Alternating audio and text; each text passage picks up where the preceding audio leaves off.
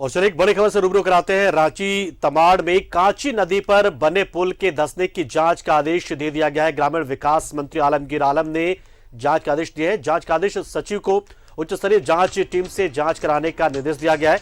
3 साल पूर्व ही 8 करोड़ रुपए की लागत से यह पुल बना था, लेकिन यास तूफान की तबाही में या फिर कहें कि भ्रष्टाचार की भेंट चढ़ा है। ये तूफान की भेंट से बेहतर है भ्रष्टाचार की भेंट चढ़ा ये पुल कहना, क्योंकि 3 साल पहले ही बना था और शायद इसका अभी उद्घाटन भी नहीं हुआ था। ग्रामीण विकास मंत्री आलमगीर आलम ने इस मामले की जांच के आदेश दिए हैं। सचिव को उच्च स्तरीय जांच टीम बनाकर जांच करने का आदेश दिया। 8 करोड़ रुपए की लागत से इस पुल का निर्माण हुआ था, लेकिन देखिए तस्वीरें आप देख सकते हैं कि कैसे ये पुल क्षतिग्रस्त हुआ है। एकदम बीच से 2 हिस्सों में बंट गया, आप कह सकते हैं धंस गया पूरी तरीके से। और अब इस पुल के निर्माण पर ही सवालिया निशान लग गए हैं।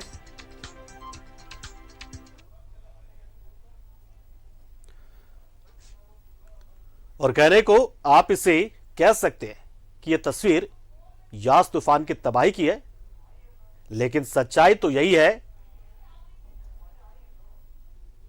तो कहने को आप कह सकते हैं कि ये यास तूफान की तबाही की तस्वीर है, लेकिन सच्चाई तो यही कि भ्रष्टाचार की कहानी कहती हुई तस्वीर है। और हम सीधा रुख करते हैं हमारे सहयोगी आकाश भार्गव का, जो इस मौके पर मौजूद है जहां पर यह हादसा हुआ है, जहां पर यह पुल टूटा है, वहां पर पहुंचे हुए हैं। आकाश, निश्चित तौर पर इसे हो सकता है कि आप तूफान की तबाही बताकर खारिज करने की कोशिश करें, लेकिन सच्चाई तो यह कि भ्रष्टाचार की कहानी कहता है ये पुल। इस पुल का जो हालात है।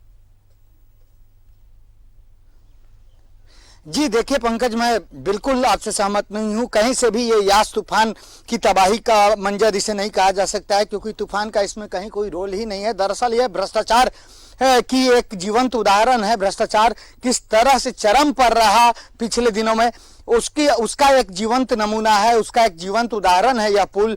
और एक संशोधन है यहाँ पर। अभी यहाँ पर अधीक्षण अभियंता पहुंचे हुए थे रमाकांत तिवारी, उनसे हमारी बातचीत हुई। जो जांच के लिए जो उच्च स्तरीय टीम जो जांच कर रही है उसको हेड कर रहे हैं, उसको सुपरवाइज कर रहे हैं अधीक्षण अभियंता ग्रामीण विकास विभाग रमाकांत तिवारी। उनसे बातचीत के दौरान हमें जानकारी मिली कि इस पुल की लागत महज 8 करोड़ नहीं बल्कि लगभग 14 करोड़ रुपए है। और यह काफी लंबा पुल है, 600 मीटर के आसपास इसकी लंबाई है।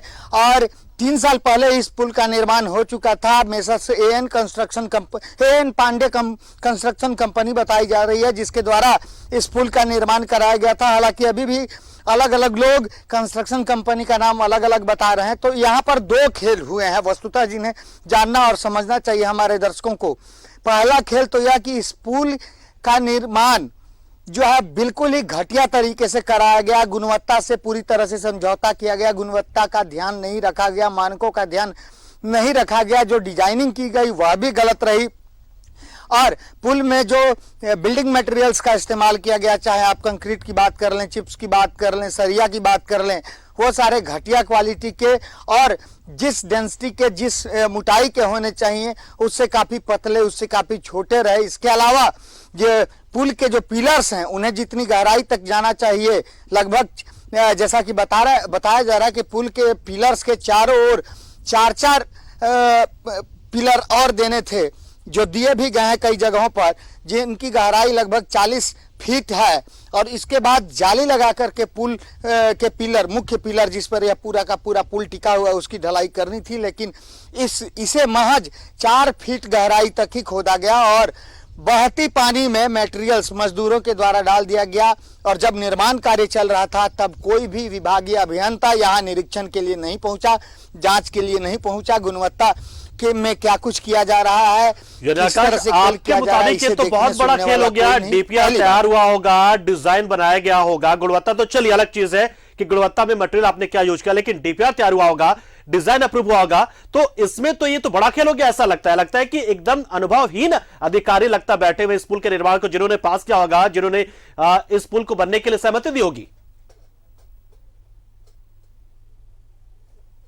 ये इन सारे सवालों को मैंने यहाँ पहुंचे अधीक्षण अभियंता जो जांच टीम की अगुवाई कर रहे हैं रमाकांत तिवारी, उनसे किए। ये सारे सवालात मैंने उनसे किए, लेकिन फिलहाल वे ज्यादातर सवालात का जवाब नहीं दे पाए। उनका स्पष्ट कहना था कि वो जो अभिलेख हैं उन्हें देखने के पश्चात ही तमाम चीजों पर आकाश, से आप ये पूरी जानकारी हमें आप देते रहे, लेकिन हम चाहेंगे कि दर्शकों को भ्रष्टाचार की कहानी कहते इस पुल की तस्वीरें आप दिखाते रहे कि किस तरीके से यहाँ पे सब कुछ हुआ है। हम चाहेंगे कि आप तस्वीरें दिखाते रहे और सारी जानकारी आप दर्शकों को बताते रहे कि क्या क्या कैसे कैसे सब कुछ हुआ है। तस्वीरों भी आप दिखाते रहिए, पुल जो भयावहता दिखा रहा है यहाँ पर कितना बड़ा हादसा हो सकता था, आप दिखाइए इसे।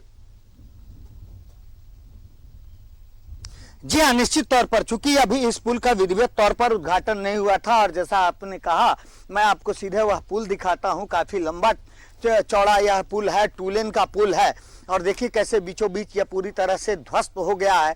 और आप देखिए कि यह कांची नदी पर बना हुआ पुल है। कांची नदी जो झारखंड में मेजर बालू सप्लायर नदी के रूप में जानी जाती है, यानी कि सबसे ज्यादा बालू की उत्पादकता कांची और बराकर नदी में ही होती है। तो यहाँ सिर्फ पुल की गुणवत्ता की ही बात नहीं है, दूसरी बात यह है कि जिस तरह से बालू माफियाओं ने यहाँ अवैध तरीके से बालू उत्खनन का काम किया है, दिन रात यहाँ सैकड़ों की तादाद में जेसीबी मशीनें चलती रहीं, डंपर्स, हाईवाज आदि लगे रहे, ट्रैक्टर्स लगे रहे, मैनुअली न करा करके मशीन्स का इस्तेमाल करके बालू का उठाव किया गया। एनजीटी द्वारा जो निर्धारित मानक हैं उनका अनुपालन नहीं किया गया और हमें जो जानकारी मिल रही है, पता नहीं कितनी सही है, लेकिन अब तक इस बालू घाट की किसी के नाम पर बंदोबस्ती नहीं की गई है। इसके बावजूद आप यहाँ जहाँ देखेंगे आपको बालू के डंप नजर आ जाएंगे, बड़े बड़े डंप हैं। यहाँ कहाँ से बालू आता है जब बालू घाट यहाँ मौजूद है, बालू का उठाव यहाँ हो रहा है, तो निश्चित तौर पर बालू इसी नदी से निकाला जा रहा है। तो यह भी एक कारण हो सकता है, क्योंकि यहाँ की मिट्टी में लगातार कटाव होता चला जा रहा है, मिट्टी लगातार कटती चली जा रही है, जिसकी वजह से आसपास के खेत खलिहान भी प्रभावित हो रहे हैं, किसानों की जो फसल है वह भी प्रभावित हो रही है।